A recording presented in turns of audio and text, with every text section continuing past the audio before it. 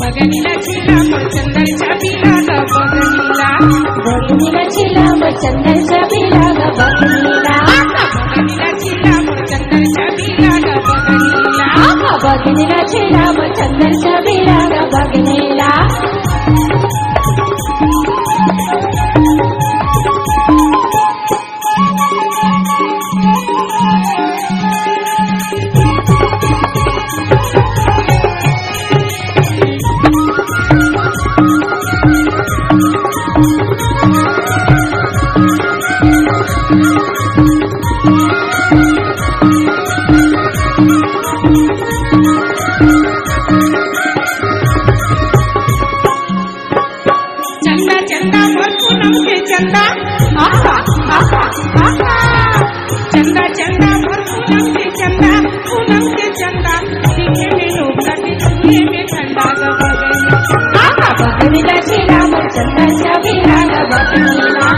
बघिनीला छेडा मग चंदनच्या बिलाला बघिनीला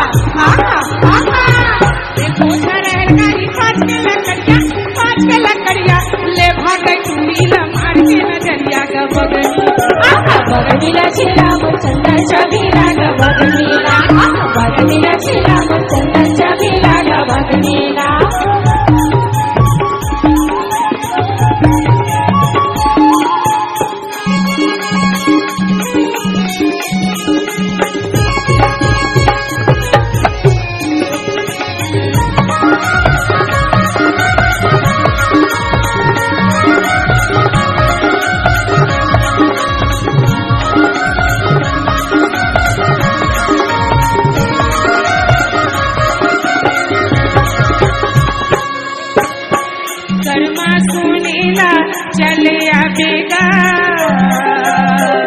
गरमा में तहुला मिला ले वो